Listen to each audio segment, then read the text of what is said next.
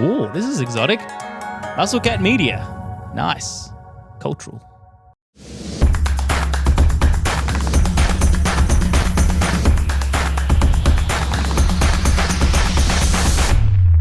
Well, a special Good Friday edition of the Weekend Pickoff here on the Baseball Expats. If you haven't already done so, be sure to like and subscribe to the pod. And also, if you haven't done so, head to baseballexpats.com and check out Spoon's big day that he had earlier this week, going 7 for 7 on tips that he put out on Instagram and X. So you can follow the great man there as well. And the boys have got some winners to make this Easter long weekend just a little bit sweeter. And look, those Easter eggs, the price of them just tend to keep going up and up and up. So as far as I'm concerned, you need a win or two to even afford the Easter eggs this time of year.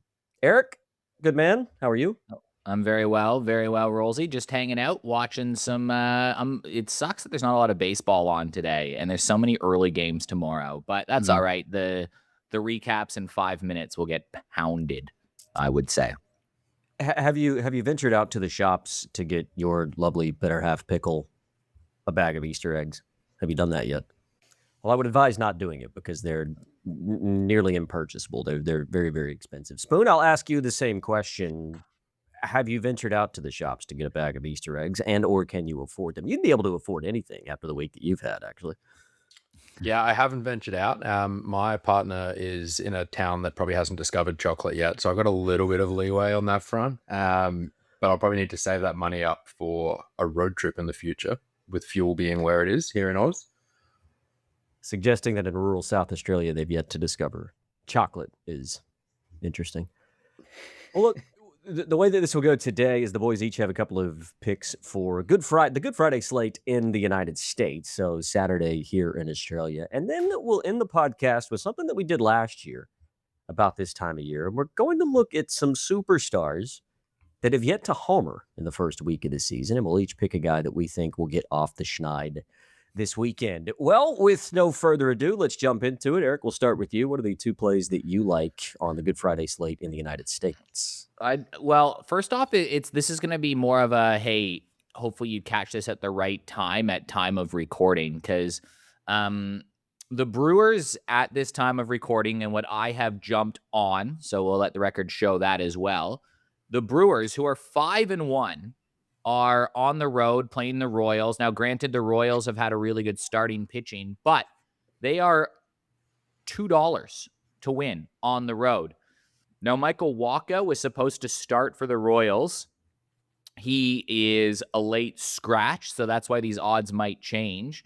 But you're always going to be alive on a Brewers bet against the Royals, because while the Royals starting pitching has been excellent, their bullpen has been the opposite of excellent. It has been terrible. So I feel like this bet will kind of last. Even if they're down a few runs late, you'll have a chance to go there. And if you can get double your money on a team that's 5-1, no matter the circumstance, I think you sort of have to jump on that. So I would monitor the market. But yeah, $2 right now on the Brewers on Bet365. You also get the 5-run rule payout, which benefited me big time last week because of your Cardinals in a bet that I had. But anyways, so yeah, I would take a look at that unless you strongly oppose Spoon.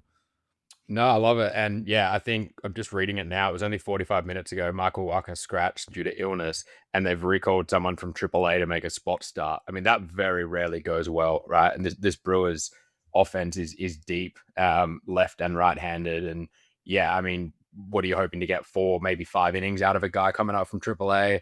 And then you've got to put in a bullpen, which to your point hasn't started the year well. I mean, I would have probably had the Brewers maybe slight favorites with Wacha. Without him there, I could see them starting $1.70 tomorrow. So it's great value. Yeah, get on it now. Who is that's starting for Kansas City? I mean, Omaha to Kansas City is not a short drive. It's like 3 hours between where, assuming that the AAA team was even in Omaha. So for them to make that call that late, seems like that. I mean, it seems like the guy's going to turn up to the ballpark and throw the first pitch. Luinda Avila, he's made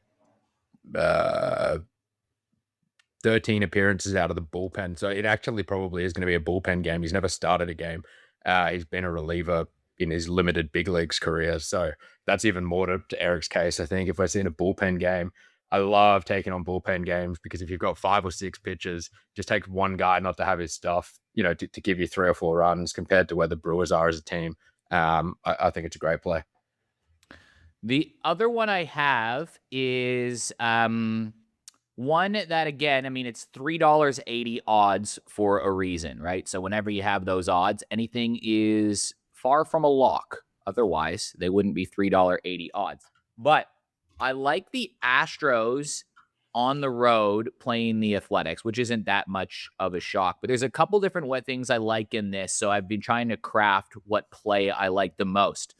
So the Astros offense bangs. They're pretty good. But because of that early on, I think, and because they're playing in Sacramento for the first time, I think markets last year undervalued how many runs would be scored early in the season in that ballpark, right? This year, I think they're overcompensating, right? Like an over-under run line at 10 on the nose and it being $1.90 on its own is actually pretty good value just to say under, right? So the Athletics, in their 6 games this year, have only once been in a game that had a combined total of 11 or more runs. The Astros, their offense is mashing, and still in over half of their games this year is 10 and under. So I think the Astros have to cool off a little bit. I still think they're going to win. You could honestly just take on the under 10 on its own at $1.90 for not too good value. But if you couple that with an Astros win, which is a tough and nervy watch because you want runs to cap at some point, there's $3.80 value on there. So I'm going to for sure play the under 10. I just think that, a 5-4 game, I think this game is going to, I honestly think this game is going to be like 7-2, 6-3, 8-1. Like, I think the Astros have a chance to do some damage here. And on top of that, Christian Javier is starting, and versus the Athletics over the last 4 years, he's been pretty good. So he allowed 4 runs in 4.2 in one start, but none in 6. 2 in 5.2, 1 in 5, 0 in 6 are his last 5 starts. So he's matched up pretty good against this core of Athletics players. So yeah, I'm going to go the under 10. I like that too. Rosie and I actually talked about it on one of our futures episodes. I've got a bid on Yordan Alvarez home run ladder, and part of the upside I saw for him this year was him hitting in this stadium. And I think they've got 7 or 8 games there this year, the Astros. So I'm going to follow you in on that, but I'm also going to hope that there's like 3 solo shots for Yordan on route to a 3-0 victory. It's just so hard I understand the rationale. And like for me, somebody who doesn't bet on baseball much at all, to take unders in Sacramento in the first game there, where we haven't seen a game played there yet this year, would be even more nervy for me than a Houston win, right? Because we saw at times last year where it just took forever for the over-under market to catch up to that ballpark where it was overs all the time. Like, it didn't make any sense. It would come out with 7.5, 8.5 run lines. But we haven't seen a game in that ballpark yet. So do you feel like they're probably overcompensating for what they saw last year, and maybe it is still a bit cooler and we don't see the amount of runs that we would see maybe later in the summer in Sacramento? Because just taking unders at all in that ballpark would terrify me, I think. But 10 is a lot. Yeah, but how many times last year did we see 10 runs in the first 3 innings in that ballpark? Well, we saw it a few times, I'm guessing. I think it's a bit of a fade the public play, though, right? Which often does like reap benefits. I mean, if you look at the numbers, a large percentage of bets, like the sharp money is always on unders because people like betting overs for entertainment value, right? So there's an element of everyone's on the train now, maybe catching up to last year, and now there's a lot of public money on the overs, and usually there's an opportunity there to go against that trend, to Eric's point. Yeah, I'm just trying to find. The weather does actually look nice in year. Sacramento tomorrow as well. Like, they're saying 25 degrees tomorrow, but it will dip, I guess, at game time. So it looks like they're saying about 13, 14 degrees at game time. So, cooler weather tends to lend itself to lower scoring baseball. So maybe when you take that into account, and it being the first game and still quite a cool time of the year, maybe you're right. Maybe that 10 is inflated strictly because on what the numbers in totality said last year.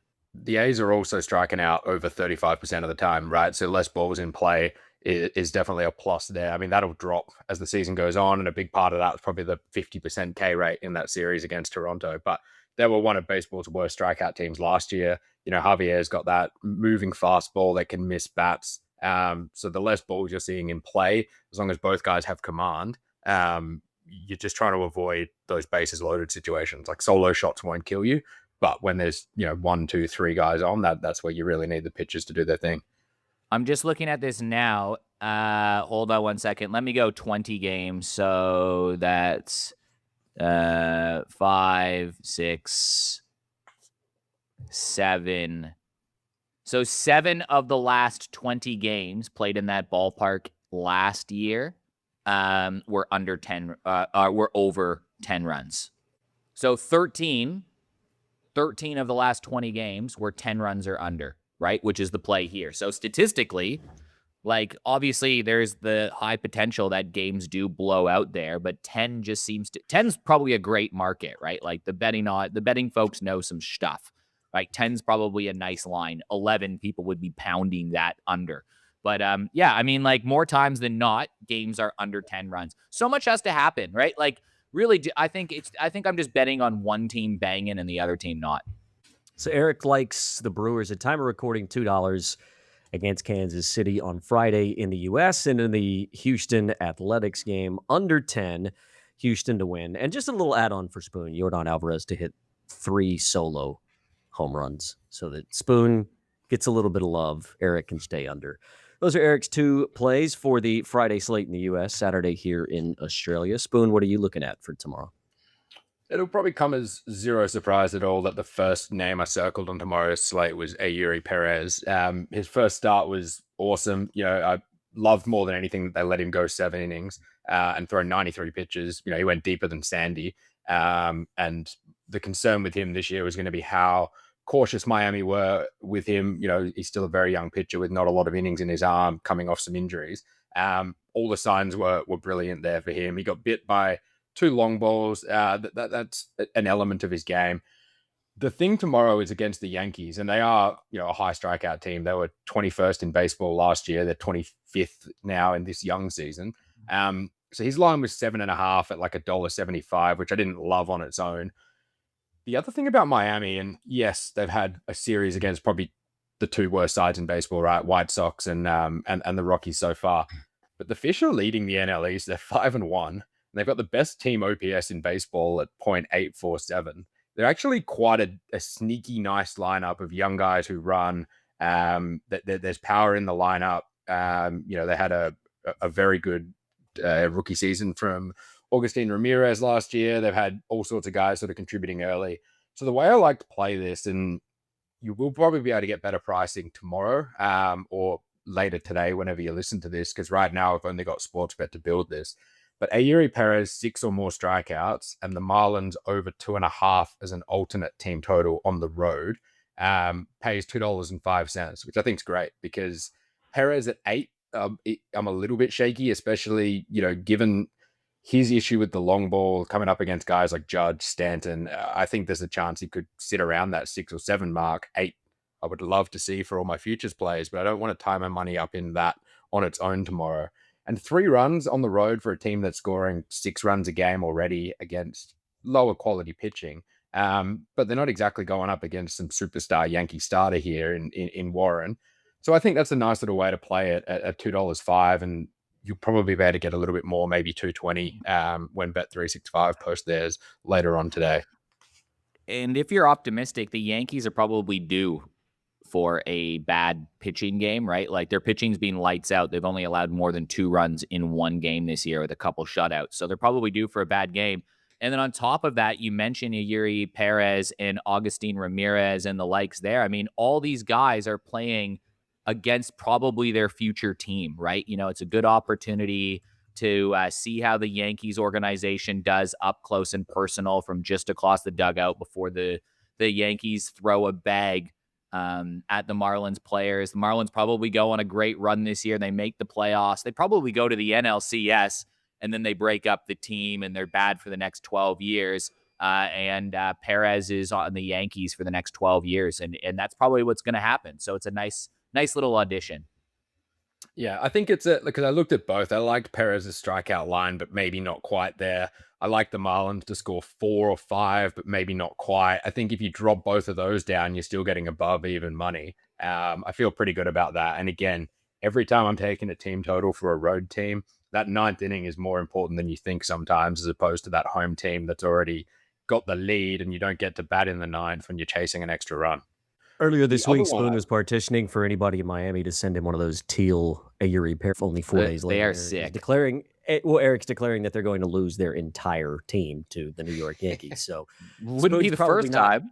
Well, but Spoon's probably not going to have an easy time acquiring that jersey. Just quickly on that, what do we make of the Marlins? I mean, a 5-1 start in a division that, we didn't really know what was going to happen. I mean, the betting would tell you that the Phillies were probably the favorite to win it. Spoon like the Braves. The Mets have looked okay. I mean, they got beaten a series by St. Louis in St. Louis.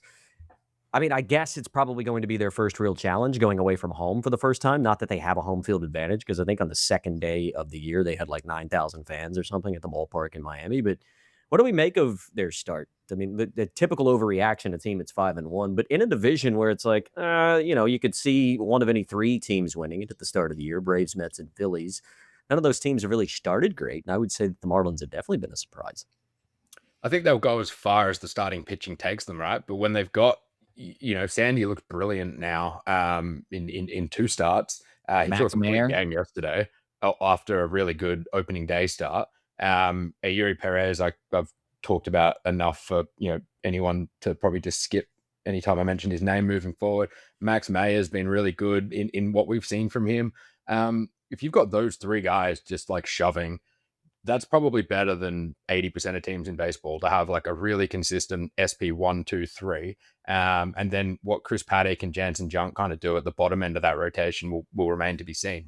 But if they can just have a league average offense, which they've started much better than that, they'll go as far as the starting pitching takes them. And they have always been able to develop these arms really well, both as starting pitchers and also relievers. Like they've always been able to produce these guys out of the bullpen that teams end up buying at the deadline, and then they stack up with more prospects and kind of repeat the process, not too dissimilar to what like a Tampa Bay might do with their pitching factory. So if the pitching can be top 5 to 10 and the offense is league average, I don't see why they're not pushing for maybe a third wildcard spot, given, some of my questions around where the Giants really are, where the Padres really are.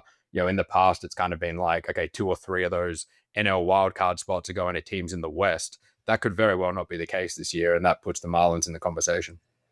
I think their bullpen is also pretty legit too, right? Like Pete Fairbanks obviously is the anchor of that, but there's some nice pieces in there. Like Andrew Nardi has a pretty high strikeout rate to start the season, which is exactly what they want. Anthony Bender looks like he's coming pretty good. So I think, you have a few different pieces in the bullpen as well that can back up those starting pitchers. So they might not need to score a bunch of runs in a game to win. So I think they're going to be around the mark for the year.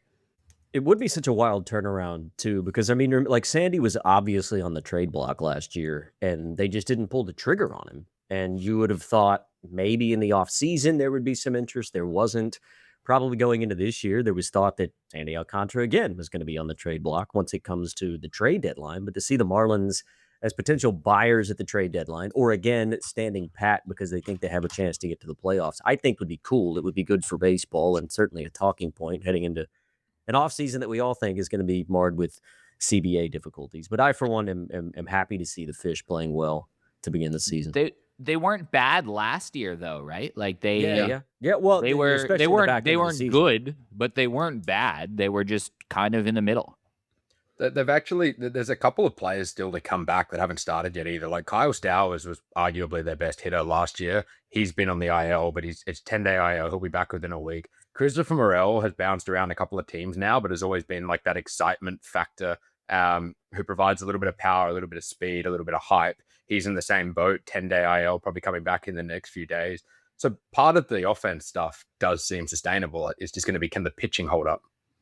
They were also 6 games above 500 in the last 4 months of the season last year. So I'm just kind of looking at it now, and they were No They were Sandy, no 12 and Aguirre. 18 in April, 11 and 15 in May, right? So right off the hop, they were 10 games below 500. They end up 4 games below 500. So the problem is they were terrible at home, right? Like it's crazy that they were so bad at home this year. They were below 500. So if they can just be a decent team in their own ballpark, that'll help. Go Fish. Yeah, to Spoon's Go point, Fish. they really didn't have their pitching. Yuri Perez didn't come back to the midway part of the season, and they didn't have Sandy for the entirety of the season either. So good to see the Fish doing well. Spoon, what's your second play for the weekend? Second one's just a straight strikeout line I really like. A fella by the name of Mackenzie Gore. He's got a great matchup tomorrow at home against the Reds, who have been one of baseball's biggest strikeout teams for a long time. In 2025, with a very similar lineup to what they're rolling out at the moment, they were a high strikeout team. They were, I think, 23rd in baseball. They're sitting 23rd so far. You've got guys like Dela Cruz and Gino Suarez who are capable of 200 strikeout seasons on their own. Mackenzie Gore, I just think, was one of the sneaky best ads by any team in the offseason this year for the Rangers, and part of the reason why I really liked them as a chance for the AL West this year. He had a good start, first game of the season, 7 strikeouts against the Phillies on 90 pitches. If you look at what he did last year, we know he struck out 13 Phillies on opening day, 1 hit, no runs, 6 innings, awesome. He jumped to 100 pitches by his third start. He was at 95 in his second. And in his first 7 starts of the year, he only went under 6.5 strikeouts once. And that was against the Blue Jays, who are baseball's best strikeout preventing team in 2025. So I really like the look of Mackenzie Gore tomorrow at even money for 7 or more strikeouts against the Reds, because I think he's just got that lefty style that's going to give these guys a lot of issues. And I think from what I've seen from Cincinnati, they haven't changed their approach too much of, we're here to hit the long ball, and if we swing and miss, so be it. He also had 15 whiffs in his first start, which is pretty good. But it's interesting, right? He's got 6 pitches: the 4-seam, curveball, slider, cutter, sinker, changeup, and he throws them all in the game. Like, obviously he sets it up with that fastball, but like, it must be hard to face him knowing that, like every second pitch or a little over that, is going to be a fastball. And then it's just like, take your pick. It's a pretty even split between the curve, slider, cutter. And then he's got the sinker and changeup. The changeup he threw 5 times last outing, and he had 100% whiff rate, right? So it's just like, he just keeps guys totally off balance. I think 7+ is almost an automatic every time he's pitching. And it means that, like, you'd often want to stack your lineup with righties against a lefty starter, but he's so effective against hitters from both sides of the dish. And he saw this Reds team once last year. It was on the road. He struck out 9 in 5 innings and threw 100 pitches, 1 earned run. So I think it's a spot where, if things go the way I think they will tomorrow, we won't see even money at 7.5 in a matchup like this much longer in the season, especially given some of the lines floating around for guys this week, like Chase Burns and even Auri being 8 or more tomorrow at $1.70. I think we're going to get there with Mackenzie Gore quite quickly. So until he has that massive breakout start of strikeouts, I'll be taking tomorrow with a bit of confidence. Yeah, and look, the Reds are a pretty brutal team to watch at the moment. I think we all thought that they might be. I guess thought that Chicago was going to run away with that division, but you mentioned it there, that they're sort of built for the long ball. They're in the bottom 10 in Major League Baseball in home runs. Look, this is 6 games in, but they're in the top 8 in terms of strikeouts. So when you're looking early for a team to keep their form, and a guy like Mackenzie Gore, who's already pitched well, pitching against a team like that, it seems, those odds seem a little bit low to me, but that seems like a perfect bet. I don't know if either of you guys have looked this up, but the team with the fewest amount of home runs in Major League Baseball, they have 1 through 6 games. You care to guess who it is? Is it the Rockies? Don't look it up, Eric. I don't know. I don't know who it is. Is it the Rockies? No. The Rockies have 5 home runs through 6 games. That's not bad, because they haven't been to Coors yet. It's the Detroit Tigers. So pick someone on the Tigers to hit a home run?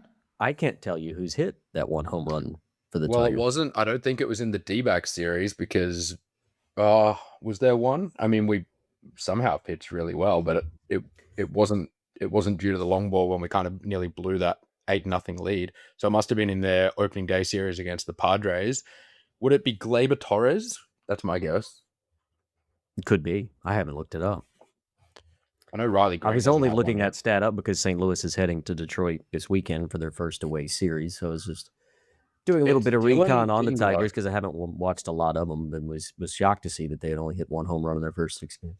It was Dylan Dingler. This is to the point. Remember when we were talking about the AL Central rolls in? I was kind of saying the Tigers were that really like wide team as far as like position player performance, where everyone contributed like 1 or 2 WAR, no one Yeah. contributed heaps of WAR. Like their ceiling seemed to be where's the star power coming from. All of these guys now, again, it's been a week, so let's not get too carried away. All of these guys starting slow at once has just been a little bit of a hold up moment, and again, only a week, but half of the team has negative WAR right now. It's So not just a week though. Like it's the whole last half of last year, right? Like Yeah. they were miles ahead of everybody, and they limped in. They barely got in to the playoffs. and that's why right? I was thinking Royals for the division just seemed like the team with more upside, given the star power there with the likes of Bobby Bonnie. Witt. So Spoon's 2 plays for Saturday here in Australia and the Friday slate in the U.S. Yuri Perez, 6 or more strikeouts paired with the Miami Marlins scoring 3 or more runs versus the Yankees and the Mackenzie Gore against the Reds. I love that play. 7 or more strikeouts. Yeah, that's a good one.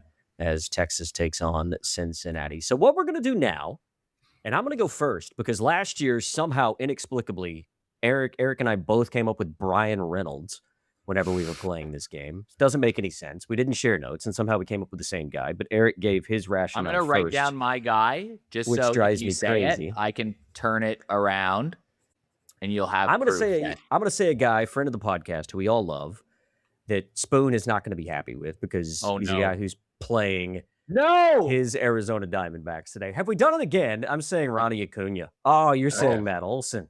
Oof. I'm going with Ronnie for probably a lot of the reasons that Eric is. And look, I guess the one thing that I failed to describe is that we are going to pick a guy who is not homered yet in this season. So we're not picking guys that have hit homers. We're picking guys to get off the schneid and get their first long ball of the season. So I'm going to go with Ronnie Acuna Jr. just because I love to watch Ronnie play. I'm looking forward to this Braves Diamondback series. It gets started in just a few minutes, actually. But the first 2 starting pitchers of the weekend for Arizona have a tendency of giving up the long ball. So Ryan Nelson's going in game 1. I think last year in, what was it? I looked this up before. In his 33 appearances last year, he allowed a total of 17 home runs. And then Erod going tomorrow, it doesn't get a whole lot better. I think Erod was somewhere in the 23, 24 range in terms of home runs that he gave up in his 28 appearances. So each of these 2 starting pitchers have shown that they have a propensity to give up the long ball. And you can't keep a guy like Ronnie down for too long, I wouldn't think. Like, he has had such an atrocious start to the season. He's got 3 hits in his first 20 at-bats. He's only driven in 1. He's only stolen 1 base. So I expect Ronnie to have a breakout at some point. Why not do it on Easter weekend? And why not do it to torture Spoon a little bit? Because we know Spoon's got him in a couple bet slips for some futures, and I expect that Ronnie's probably going to break out this weekend. I'm glad that we didn't pick the same guy, though it is still strange that we picked a guy on the same team, Eric. And I'm going to pivot anyways. I'm going to change my guy just so we have different team for that reason. I do think Matt Olson's going to hit one, but I am going to go with Addison Barger, who has not had a hit yet this season. But he is playing the White Sox. He did have that hard hit ball percentage last year. That was something crazy. It was like 50% versus righties. I think he's going to get a good opportunity this weekend versus the White Sox. Obviously, it is on the road, so you never know. I don't think the weather's looking all that good in Chicago either. But I think, Addison Barger has to hit a home run at some point. So the next game he plays, that'll be the one for me. And he's going against a righty and Grant Taylor in his next game. So let's go Addison Barger. I kind of agree on the Braves, unfortunately, as much as the heart part says, both Ryan and Erod are going to throw perfect games over the next 24 hours. Those guys both sort of jumped out at me. I did want to avoid guys playing today just because if by the time you listen to this, they've already hit the home run, it doesn't quite hit the same. So that ruled out 2 guys I really like the look of on the Mets. Both Lindor and Bichette are still waiting to kind of get their seasons underway. I mean, Bo's start has been well documented, but Lindor's batting 143. He hasn't hit a home run. I don't think that lasts too long, and I think there's a chance he gets a hold of Robbie Ray today. But let's not make that my selection. I am locking in still on the NL West. And look, I nearly wanted to pick Pete Crow Armstrong, by the way, because I need him to hit 30 home runs, but let's leave that out because you'll hear from me if he hits a few home runs anyway. Give me Fernando Tatis Jr., who heads to Boston, who have been pitching awfully. He plays Sonny Gray tomorrow, hit a friendly park. Can see him putting one over the Green Monster over the next few days. He also sees Ranger Suarez in game 3 of that series. I will be very surprised if Nando doesn't leave Boston with at least 1 home run from that series. Can I give a boring bonus? Mm-hmm.